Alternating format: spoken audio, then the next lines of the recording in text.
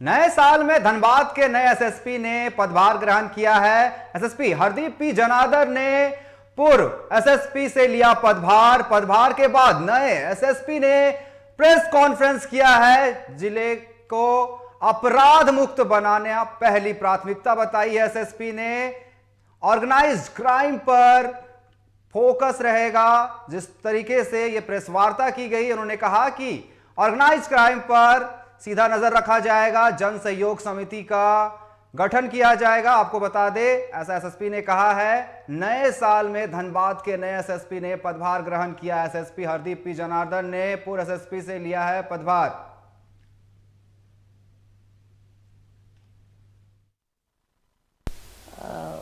धन्यवाद आप सबको। अभी मेरा धनबाद का दूसरा पारी है। इसके पहले ग्रामीण एसपी रहा है 7 साल पहले। 7 साल में धनबाद में बहुत कुछ चीज़ें चेंज हुआ है, बहुत कुछ चीज़ें अच्छा भी हुआ है। इस बार मेरा पुलिस का हमेशा जहाँ भी प्रायोरिटी रहता है लॉ एंड ऑर्डर को ठीक करना, हमारा भी यहाँ धनबाद का लॉ एंड ऑर्डर ठीक रखना मेरा प्रायोरिटी रहेगा। साथ में यहाँ पे विगत कुछ सालों से ऑर्गेनाइज्ड क्राइम और एक्सटॉर्शन का कॉलेज बहुत आती है, उसको काबू करने का कोशिश मेरी और मेरा टीम के सहयोग के साथ हम करने का कोशिश करेंगे। इसके साथ साथ अभी हर जगह हम लोग एक तरीके से पब्लिक का सहयोग से पुलिसिंग करने का, कम्युनिटी पुलिसिंग इनिशिएटिव से हर जगह काम हो रहा है। यहाँ पर भी जो पहले हम जहाँ पे ग्रामीण एसपी था तो हम जन सहयोग समिति का गठन किया था, मेरे टाइम में ठीक ठाक चल रहा था, उसको हम फिर रिवाइव करने का कोशिश करेंगे। कोशिश यही होगा कि हर थाना का पुलिस ने महीने में 2 बार जन सहयोग समिति के साथ बैठक करेंगे, जनता का बातें सुनेंगे, सुझाव लेंगे। सुझाव लेने के बाद आगे काम कैसे करना है उस पर हम लोग रणनीति तय करेंगे। और आने वाला साल हमारा इलेक्शन का भी है, लोकसभा इलेक्शन भी आ रहा है, हमारा विधानसभा इलेक्शन भी आ रहा है और एक फ्री एंड फेयर इलेक्शन करवाना भी मेरा इस बार मेरा फर्स्ट प्रायोरिटी में है।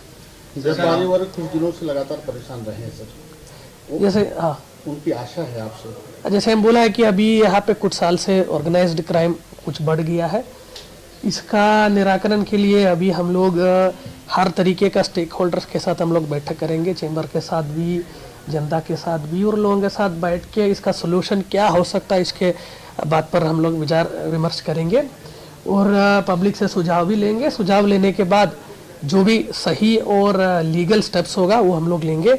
हाँ, मैं तो इतना बोल सकता हूँ कि हम अपना 100% जब ज़रूर देंगे और हम अपना टीम को भी तैयार करेंगे ये जो प्रॉब्लम आज धनबाद फेस कर रहा है इसको निपटाने के लिए। सर, आप जैसे आपने बताया अनुभव भी धनबाद से रहा है, कुछ चुनौतियां भी अभी वर्तमान में भी है, पहले भी रही, हालांकि चुनौतियों से निपटा भी गया है। वर्तमान चुनौतियों को किस प्रकार से देख रहे हैं आप? अब देखो, पुलिस का काम एक कंटिन्यूअस काम होता है, परसिस्टेंट काम होता है। समाज में प्रॉब्लम होते हैं, प्रॉब्लम को ठीक करने के लिए पुलिस है। तो टाइम बदलने से चुनौतियां भी बढ़ेगा, चेंज होगा। 7 साल पहले धनबाद में जो भी चुनौतियां हमको मिला था आज वो नहीं है, कुछ सेम है, कुछ चेंज हो गया है। उस चेंज के अनुसार पर पुलिस को भी बदलना है। धीरे धीरे आप लोग भी देख रहे हैं कि पुलिस भी हाईटेक हो रहा है, हम लोग भी बदल रहा है, टेक्नोलॉजी का इस्तेमाल हम लोग ज़्यादा कर रहा है। तो लेकिन कुछ स्ट्रैटेजियाँ चेंज नहीं होता है, जैसे टीम वर्क, पब्लिक से मधुर संबंध बनाते हुए, खबर लेते हुए कार्रवाई करना, ये जो ट्रेडिशनल पुलिसिंग है, ट्रेडिशनल पुलिसिंग के साथ साथ जो टेक्नोलॉजिकल जो भी इनिशिएटिव्स अभी है इसका इस्तेमाल करते हुए हम लोग काम करने का कोशिश करें। साइबर अपराधी भी बहुत ज़्यादा सक्रिय हो गए हैं। अब आजकल हम लोग हर आदमी मोबाइल और इंटरनेट का इस्तेमाल कर रहा है। धीरे धीरे हार्ड क्राइम से लोग soft crime, white collar crimes की ओर जा रहा है। इसमें साइबर क्राइम सबसे पहले में, इसी को लेकर धनबाद में भी एक साइबर थाना का गठन किया हुआ है और हम लोग साइबर क्राइम में भी धीरे धीरे नकेल कस रहे। पिछले 2 महीने 1 महीने में हम लोग झारखंड में बहुत उपलब्धि साइबर क्राइम के खिलाफ हम लोगों को मिला है। साइबर क्राइम में झारखंड पुलिस के द्वारा जो भी कार्रवाई कर रहा है इसको हम लोग बरकरार रखेंगे। हम लोगों को पूरा यही कोशिश होगा कि जो साइबर का जो कैपिटल ये लोग झारखंड को मान रहा है, हम लोग इसको ठीक करेंगे। यहाँ जितना भी आदमी साइबर क्राइम में इन्वॉल्व है सबको हम लोग पकड़ के हम लोग कानूनी कार्रवाई करेंगे। कम उम्र के युवा भी अपराध की दुनिया में कदम रख रहे हैं, वैसे युवाओं के लिए आपके पुलिस प्रशासन की तरफ से किस प्रकार की है? ये बेसिकली हमारा आजकल का जो फास्ट चेंजिंग लाइफ के चलते युवा जनता के द्वारा रास्ता से हट के छोटा मोटा क्राइम कर रहा है। जैसे कि आप लोग देख रहे हैं कि सबको चाहिए आज के दिन में महंगा मोबाइल, महंगा बाइक, लेकिन ये सब खरीदने के लिए जब हाथ में पैसा नहीं रहता है, पढ़ाई बीच में छूट जाता, पैसा नहीं रहता है, लोग क्राइम के रास्ता में उतरता है। अभी हम लोग ज़रूर कोशिश करेंगे कि गांव-गांव में जाके जागरूकता अभियान चलाने के लिए, स्कूल में जाके बच्चा लोगों को जागरूक करने के लिए हम लोग पूरा कोशिश इस बार पब्लिक और जनता के साथ मिलकर करने का कोशिश करेंगे। जहाँ जहाँ जागरूकता अभियान चलाने की जरूरत होगा हम लोग वहाँ पे ये भी करेंगे।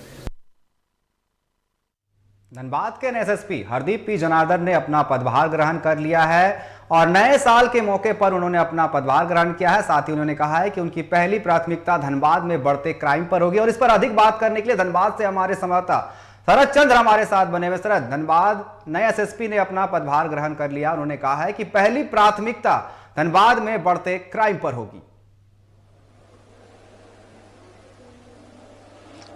बिल्कुल अनिकेत, मैं बता दूं कि आज साल का पहला दिन है और धनबाद एसएसपी जो है आज ही वो अपना पदभार ग्रहण किए हैं।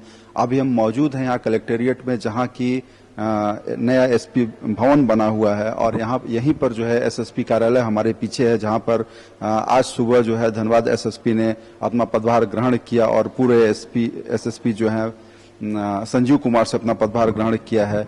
और उन्होंने संवाददाता सम्मेलन के दौरान, प्रेस वार्ता के दौरान जो है बताया कि उनकी प्राथमिकताएं क्या होंगी। देखिए, धनबाद का जो क्राइम है वो थोड़ा अन्य राज्यों से, राज्य के जो अन्य जिले हैं उनसे थोड़ा अलग है और इसे ऐसे भी माफियाओं का शहर कहा जाता है और कोयले की वजह से यहाँ का जो है क्राइम बिल्कुल अलग है अन्य जिलों से। तो ये कुछ चुनौतियां हैं। हालांकि जो पी जनार्दन हैं वो यहाँ पर जो है ग्रामीण एसपी के रूप में रह चुके हैं और मैं बता दूं कि जब गवर्नमेंट ने ये पोस्ट सैंक्शन किया था एसपी रूरल और एसपी अर्बन, तो वो पहले ग्रामीण एसपी थे, एसपी रूरल थे यहाँ पर एसपी जनार्दनन, और वो यहाँ पर रह चुके हैं। यहाँ की कार्यशैली को, यहाँ की पुलिसिंग को वो बखूबी जानते हैं और उसके बाद फिर वो गुमला में, पाकुड़ में, साहेबगंज में, ऐसे कई जिलों में रहे हैं और उसके बाद वहाँ का उनको अनुभव है। लगभग 10 वर्षों का इनको पुलिसिंग का अनुभव है।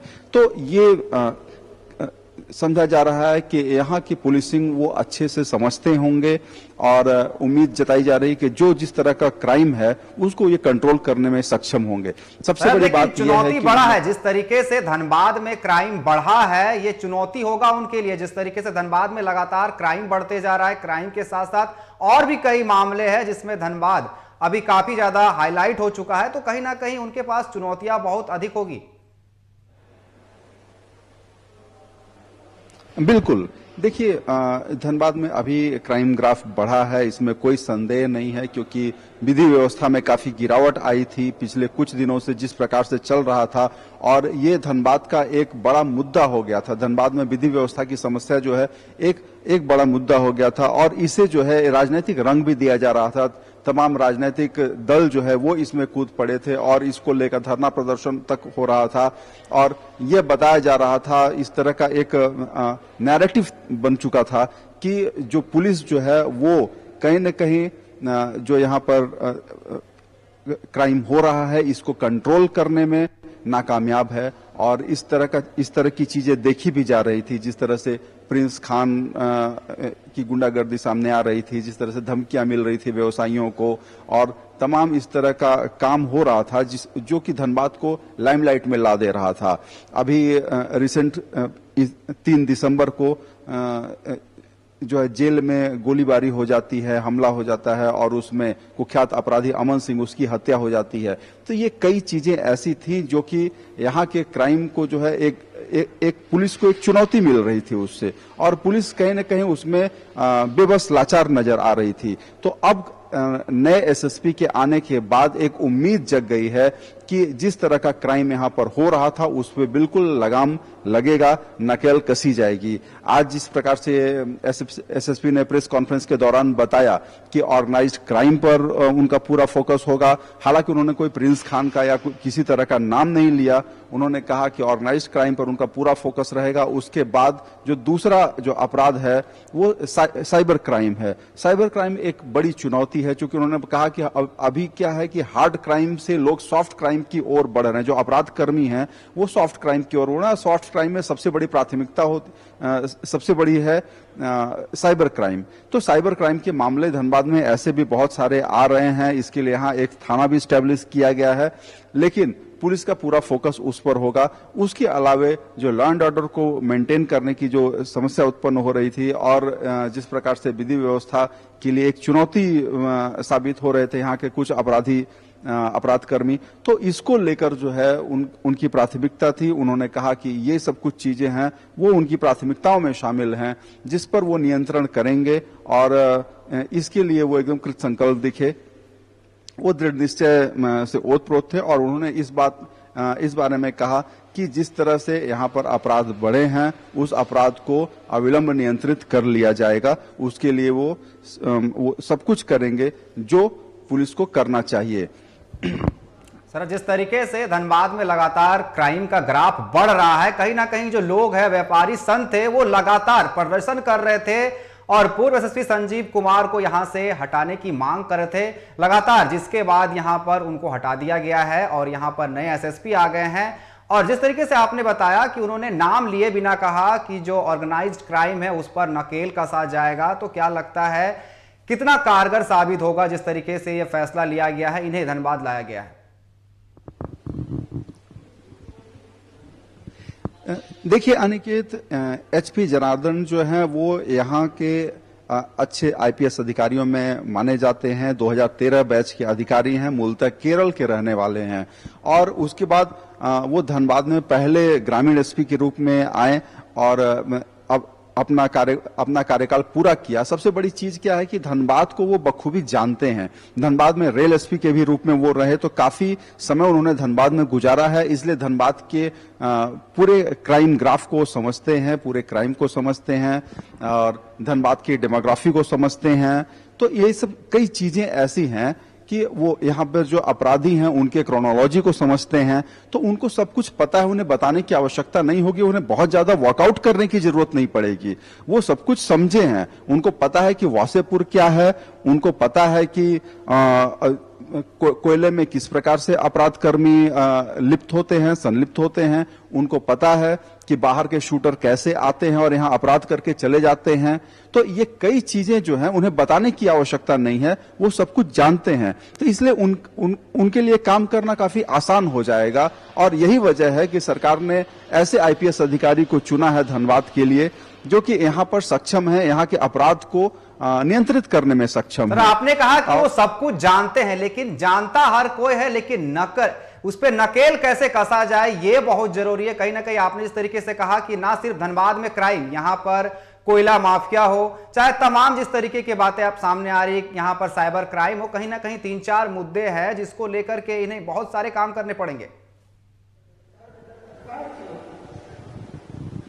हाँ बिल्कुल, देखिए सबसे बड़ी चीज है कि वो इन सब चीजों से अवेयर हैं। जो अपराध है और जो अपराध का तरीका है धनबाद का, कोयलांचल का जिस प्रकार कर रहा है। देखिए मैं बता दूं कि जैसे कोयला है तो कोयले का काला कारोबार होता है और उसमें बहुत सारी हत्याएं हो चुकी हैं, बहुत सारी घटनाएं ऐसी होती हैं कि जो कि सामने निकल कर नहीं आती हैं, मीडिया में भी नहीं आती हैं। तो ऐसे अपराधों पर नकेल कसना जो है ये पुलिस की प्राथमिकता होती है। हालांकि पुलिस कहीं न कहीं विफल थी पहले, यही वजह है कि अब ये जो है धनबाद लाइमलाइट में था और तमाम राजनीतिक दल से लेकर जो सामाजिक संगठन है, व्यवसायिक संगठन है, सब जो है इस आगे आ गए थे। सब एक सामूहिक रूप से एक आंदोलन कर रहे थे। मैं बता दूं पिछले दिनों जो है धनबाद में काफी आंदोलन हुए इसको लेकर और कहीं न कहीं पूर्व एसएसपी जो थे संजीव कुमार, उनको हटाने तक की आवाज उठाई जा रही थी। व्यवसायियों के द्वारा जो है लगातार आंदोलन किया गया और इसके बाद फिर जिला प्रशासन के द्वारा आश्वासन दिया गया, उसके बाद उनका आंदोलन स्थगित हुआ। हालांकि उन्होंने कहा था कि जब तक अगर यहाँ का अपराध जो है वो कम नहीं हुआ और व्यवसायियों को जो धमकियां मिल रही हैं वो धमकियां मिलनी बंद नहीं हुई, तब तक वो उनका आंदोलन अनवरत जारी रहेगा। लेकिन अभी तक जो है व्यवसायियों को धमकियां मिल रही थी। पिछले कुछ दिनों में बता दूं कि अभी रिसेंट जो है सर्वमंगला नर्सिंग होम है, उनके जो डॉक्टर हैं, जो उनके संचालक हैं, उनको जो है धमकी दी गई। उसके बाद आईएमए ने जो है आंदोलन की चेतावनी दी, उन्हें आश्वासन दिया गया है और उस मामले में कार्रवाई भी पुलिस ने की है। तो ऐसे तमाम तमाम घटनाएं लगातार जारी थी जो कि पुलिस के लिए चुनौती बन गई थी और कहीं न कहीं उस समय पुलिस जो है वो विफल थी, वो बेबस लाचार नजर आ रही थी।